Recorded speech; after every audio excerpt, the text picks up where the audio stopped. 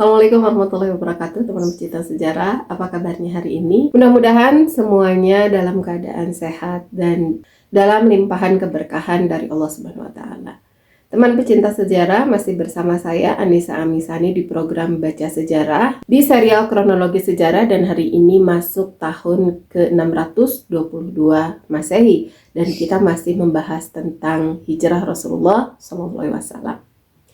Terakhir yang kita bahas adalah sampai di pembangunan Masjid Quba. Dan tidak bosan saya ingatkan kepada teman-teman semua bahwa sejarah tahun 622 itu lumayan sejarah yang panjang dan banyak sekali kisahnya. Ada 6 peristiwa dari dunia Islam dan ada 3 peristiwa dari luar dunia Islam. Dari dunia Islam, peristiwa pertama adalah Bai'at Aqabah kedua, dilanjutkan dengan hijrah kaum muslimin dan Rasulullah yang terdiri dari beberapa rangkaian dan beberapa kisah tersendiri. Kemudian tiba di Quba dan membangun Masjid Quba, dilanjutkan dengan sholat Jumat pertama dalam sejarah Islam. Kemudian tiba di Madinah dan dibangunlah Masjid Nabawi. Kemudian peristiwa dari luar dunia Islam adalah masih dari pertempuran panjang antara Persia dan Romawi.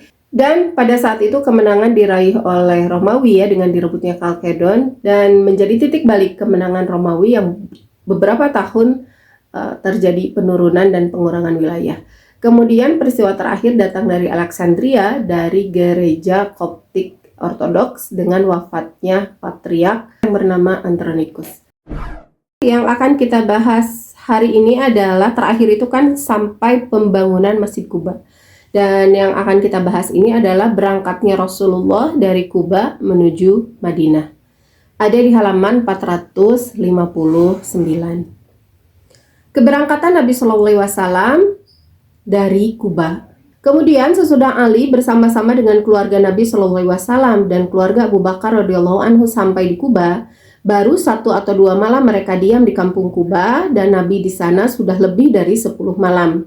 Masjid yang beliau dirikan telah selesai dikerjakan dan mulai digunakan oleh beliau untuk tempat pelaksanaan ibadah sholat. Waktu itu kaum muslimin di Quba menyangka bahwa tentu Nabi akan lebih lama berdiam di Quba. Tetapi tiba-tiba Allah memerintahkan Nabi supaya meneruskan perjalanan sampai ke kota Yathrib.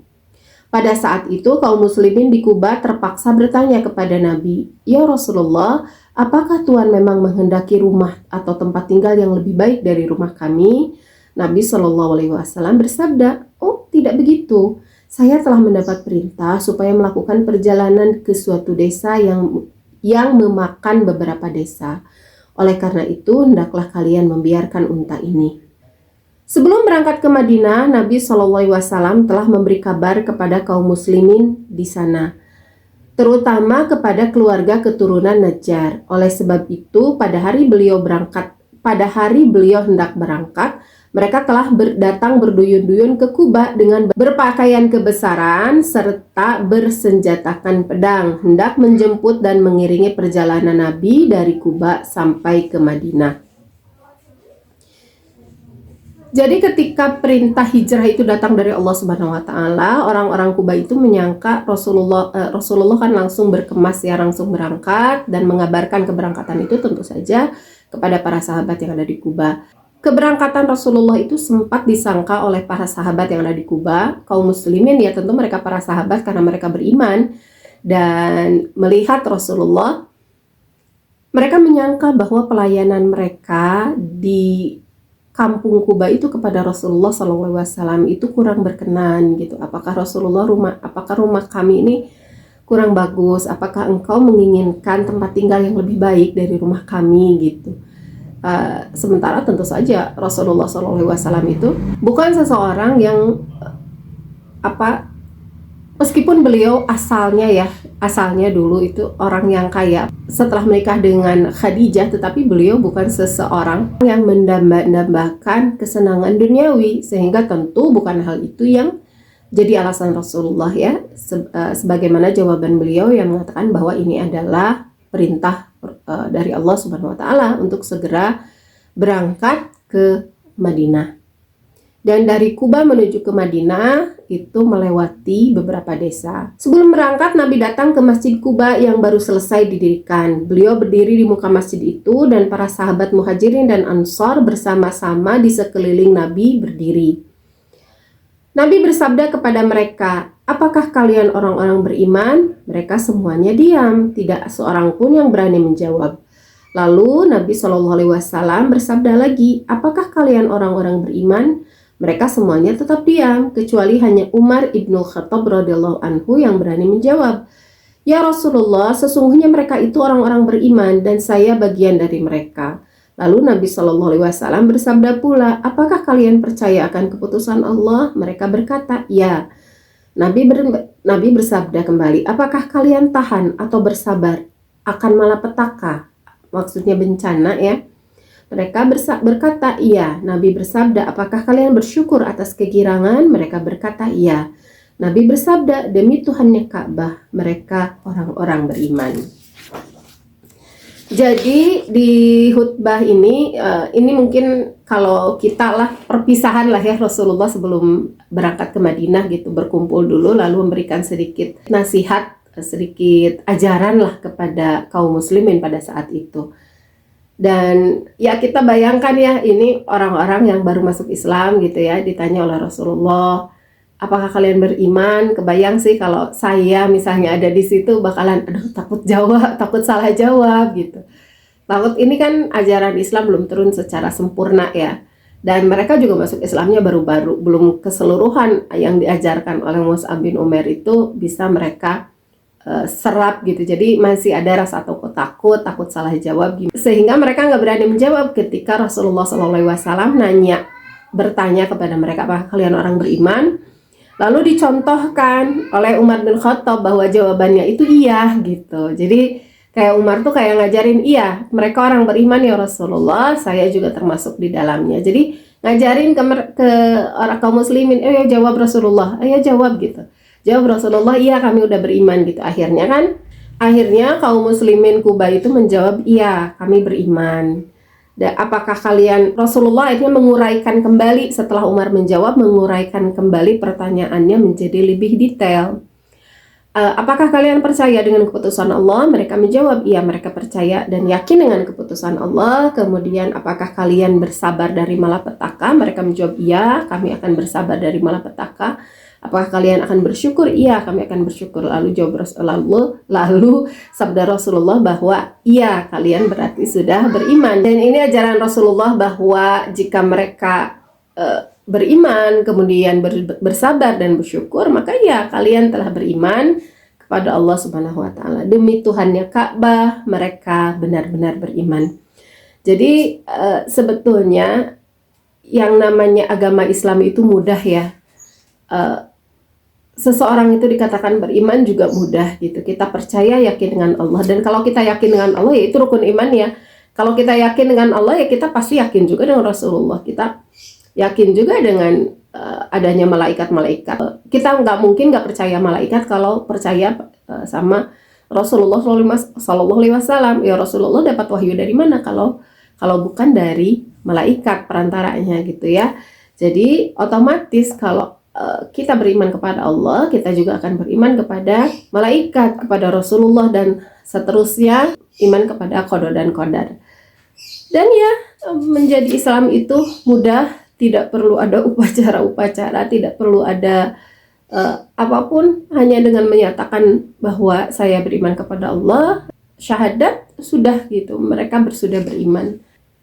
Kemudian sesudah itu pada hari itu, yaitu hari Jumat pagi, Nabi berangkat dari kampung Kuba. Jadi itu kalimat perpisahan ya, atau ceramah lah ya, ceramah perpisahan Rasulullah SAW dengan kampung Kuba. Sebetulnya bukan perpisahan juga sih, karena Kuba itu sudah masuk ke dalam kota Madinah, cuma bagian pinggirnya aja gitu. Sehingga kalau orang Kuba mau bertemu Rasulullah itu gampang banget gitu, hanya tinggal berjalan kaki juga bisa, apalagi naik kuda, apalagi naik unta itu lebih cepat.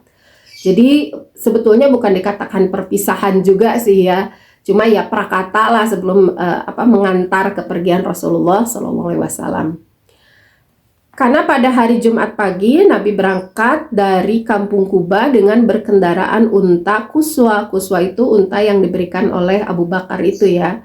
Dengan diiringi oleh para muhajirin dan ansor. Jadi dijemput rombongan yang sebagian besar berjalan kaki dan sebagian lainnya berkendaraan. Ketika perjalanan beliau sampai di Wadi Ranuna, dan ketika itu waktu sholat Jumat telah tiba, beliau turun dari kendaraannya untuk mengerjakan sholat Jumat bersama-sama dengan orang-orang yang mengiringi beliau di kampung Bani Amr bin Auf.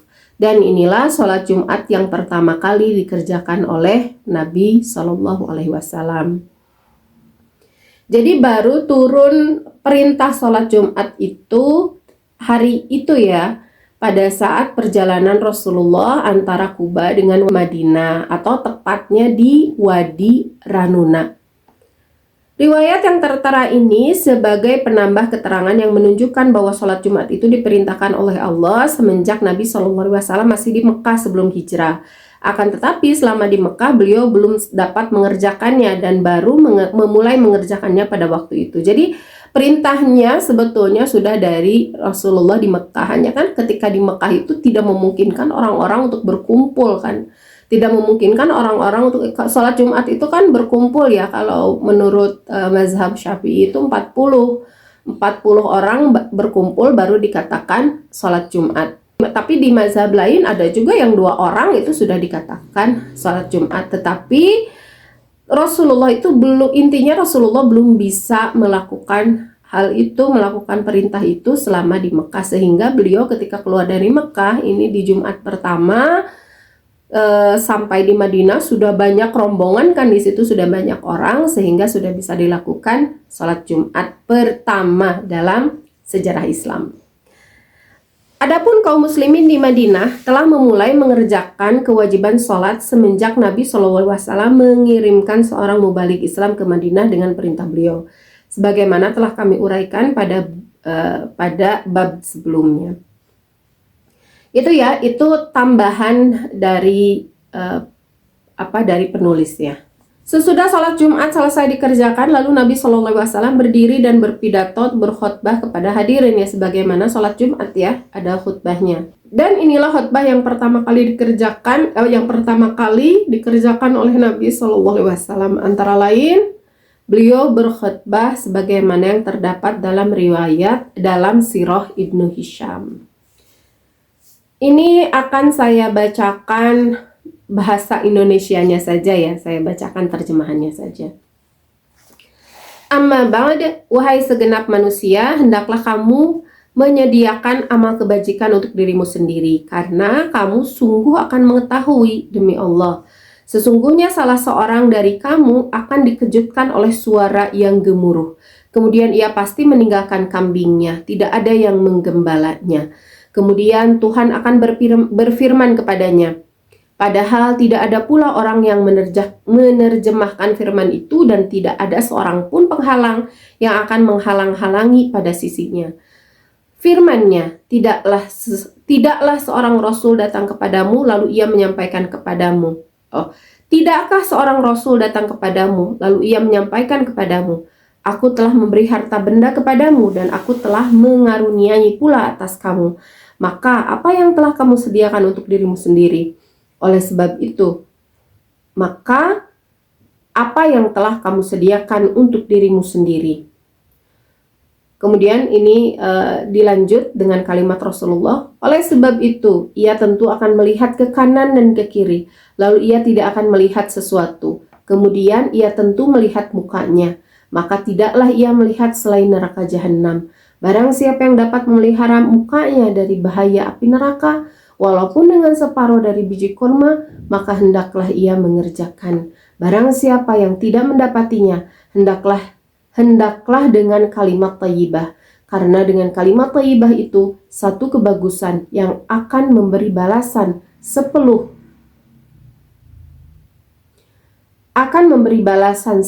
yang semisalnya. 10 mungkin ya, ini salah cetak sepertinya. Memberi balasan 10 atau yang semisalnya sampai 700 kali lipat. Keselamatan dan rahmat Allah serta berkahnya semoga dilimpahkan atas kamu dan atas Rasulullah dan atas Rasulullah. Pada saat itu khutbah Nabi, ini catatan kakinya, pada saat itu khutbah Nabi dilakukan sesudah mengerjakan sholat. Adapun perubahan waktu khutbah Jumat itu menjadi sebelum mengerjakan sholat, kelak akan kami terangkan seperlunya insya Allah. Jadi syariat yang awal itu sholat Jumat itu dilakukan sholat dulu baru khutbah. Kalau nanti akan ada perubahan, nanti akan dijelaskan katanya oleh Munawwar Khalilnya, itu ada perubahan di suatu masa menjadi khutbah dulu baru sholat ya. Dan ini khutbah yang ini pendek ya, Rasulullah itu memang khutbahnya itu enggak panjang-panjang. Ini khutbah ya, bukan ceramah, ini khutbah. Jadi ini poinnya hanya 2 sebetulnya. Beliau itu hanya mengingatkan, hanya dalam tanda kutip, tapi ini isinya padat banget. Jadi Rasulullah itu mencontohkan keadaan pada saat hari kiamat, bahwa akan ada gemuruh gitu, dan ada suaranya itu tidak butuh penerjemah, tapi semua orang paham pada masa itu. Dan terbayang kita akan ketakutan orang-orang yang mengalami kiamat ya, ada suara yang entah dari mana gitu, tapi mereka paham, mereka nengok ke kanan ke kiri itu nggak ada siapa-siapa, sehingga yang mereka lihat adalah gambaran dari neraka jahanam gitu. Dan Rasulullah baru masuk ke poin, nah kalau nggak mau kayak gitu, kalau kalian mau terhindar dari hal seperti itu, dari neraka jahanam seperti itu gampang banget, yaitu kalian bersedekah hanya dengan setengah biji korma aja, itu udah cukup sebetulnya untuk menghindarkan kalian dari neraka jahanam. Atau kalaupun kalian tidak punya setengah biji korma, bahkan kalimat thayyibah pun itu jadi sedekah. Nanti akan dilipat gandakan pahalanya oleh Allah dari 10 sampai 700 kali lipat gitu. Ini jadi kita tidak beralasan, saya tidak punya uang nih buat bersedekah gitu ya. Padahal kita kan punya di rumah, meskipun hanya sesuap nasi misalnya, itu tetap jadi sedekah. Segenggam beras itu tetap jadi sedekah ya. Makanya zaman dulu itu kan luar biasa ya, bagus ya. Dan alhamdulillah sih beberapa yang lalu itu di RT saya itu ada kayak zaman dulu gitu, di depan rumah itu ada kayak bambu gitu ya. Cuman kalau di RT saya dibuatnya dari paralon gitulah. Terus disimpan di rumah-rumah, itu ada yang masukin uang, ada juga yang masukin beras gitu. Itu kan sedekah setiap hari yang mudah gitu ya. Setiap kita mau nanak nasi, ya simpan di situ sedikit gitu. Itu kan bukan meniru ya, melaksanakan apa yang Rasulullah SAW ajarkan gitu. Kita sedekah tuh nggak usah banyak-banyak, kalau banyak alhamdulillah, tapi maksudnya kan yang bisa banyak itu, yang bisa sedekah banyak, miliaran, jutaan, bahkan triliunan, itu kan nggak semua orang gitu. Tapi kalau dengan sekedar setengah biji korma, itu kan makanan kita sehari-hari. Kalau di mereka ya makanan sehari-hari, kalau di kita ya beras lah gitu, segenggam gitu. Kalaupun itu tidak ada, bukankah kalimat thayyibah pun adalah sedekah? Kalimat thayyibah itu kita nggak perlu modal apa-apa. Kalaupun ada modal oksigen, tapi kan oksigen gratis. Kalaupun ada modal suara yang lirih, itu pun gratis modalnya. Tapi pahala yang Allah berikan itu luar biasa gitu, bisa jadi menghalangi kita dari neraka jahanam. Ini kalau ajaran Rasulullah SAW itu maksudnya nggak ribet, kemudian gampang. Jadi Rasulullah itu ngajarinnya, apalagi ini ke orang umum ya, ke yang mereka baru belajar Islam, beliau ngajarinnya mudah banget. Sedekah dengan setengah biji korma, kalaupun tidak ada dengan kalimat thayyibah. Kalau dua-duanya luar biasa. Kalau lebih dari sebatang, kalau lebih dari sebiji korma itu juga luar biasa gitu. Intinya semua orang lakukanlah hal semampunya. Jadi bukan seikhlasnya ya. Mau kan suka ada lebih baik 1000 ikhlas tapi daripada 100.000 tidak ikhlas. Padahal seharusnya lebih bagus 100.000 juga ikhlas. Ya, kalau kita sedang belajar Islam, meskipun kita Islam dari lahir ya, tapi ada tahapan-tahapan yang mungkin kita lewati. dalam kita belajar agama Islam. Ya mari dalam mempelajari sirah ini kita kembali perlahan-lahan untuk mempelajari dan mempraktekkan. Mempelajari bukan hanya tahu ilmu ya kan, kalau ilmunya kita tahu dari dulu ya, dari kecil tahu bagaimana amalan sedekah. Itu di SD itu diajarkan oleh guru agama kita gitu ya. Tapi ayo pelan-pelan kita belajar mempraktekannya gitu dengan sedekah yang seperti ini ya. Bismillah. Terima kasih sudah menyimak dan mohon maaf atas segala kesalahan. Jangan lupa like, comment, subscribe, dan share. Terima kasih. Assalamualaikum warahmatullahi wabarakatuh.